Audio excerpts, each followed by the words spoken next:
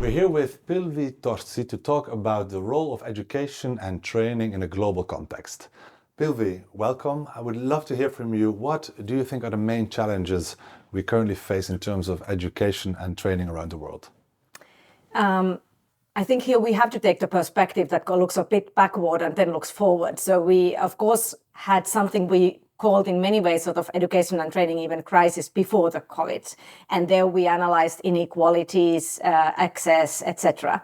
Then during the COVID, what we've really seen with institutions in education and training, while in many countries we call them closures, but they actually went to, for instance, online learning. While we really have, if you look at this really globally, many countries where we actually really saw closures of institutions for training in vocational education, I think extremely serious matter because it's actually something you can't even do online.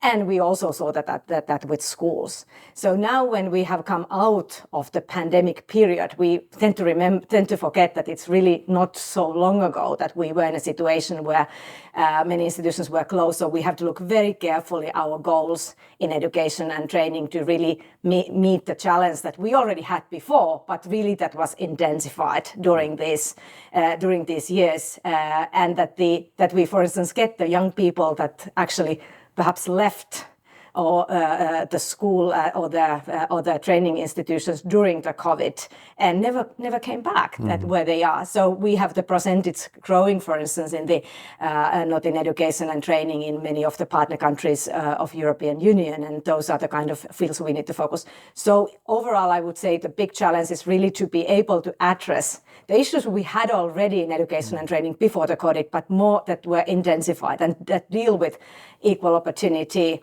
access, and therefore really equality. Yeah. And in doing so, what are the main opportunities you see? Well, the opportunity is in a way partly also because of what we went through.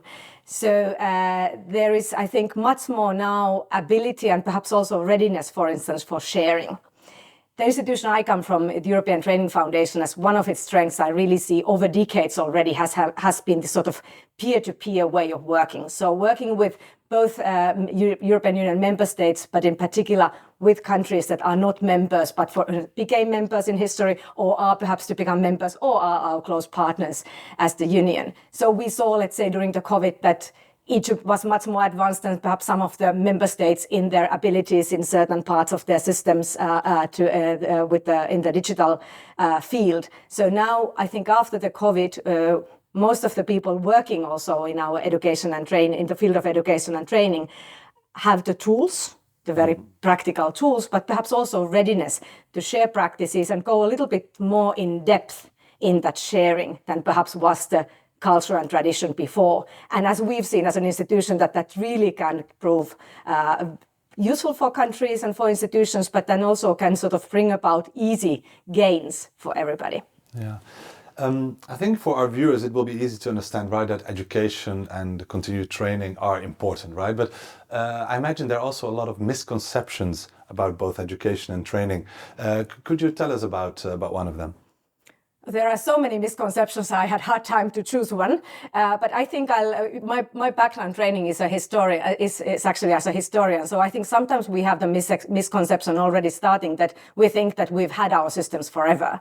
The idea of mass education, let us somehow try to educate and train everybody, is only about 150 years old in all countries and even less so in many countries in the world. So therefore, and it was built and it was born as part of the nation states. And therefore, our systems typically are very nationally sort of orientated, based and structured. So I think the one misconception of people who have global orientation is that it's easy to work sort of internationally and globally in the field of education and training, while it's actually quite complex because we don't have many institutions and structures for it as yet. And I would personally really like to foresee in the coming 5 to 10 years under the sort of umbrella of our development goals and EU strategies, perhaps Erasmus Plus is a good example where we actually have common elements that come to almost a curriculum level.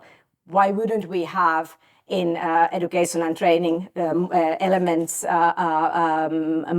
sort of concrete parts of the curriculum that could be shared, now that we know that online sharing is also much more possible than we perhaps thought previously. So I would say the misconception sometimes is that education and training is a shared international global phenomenon, while structurally it's actually very nationally orientated for the reasons of history. Yeah. Pilvi Torsti, thanks so much for giving this snapshot of the important role of education and training around the world. It was great to have you here. Thank you.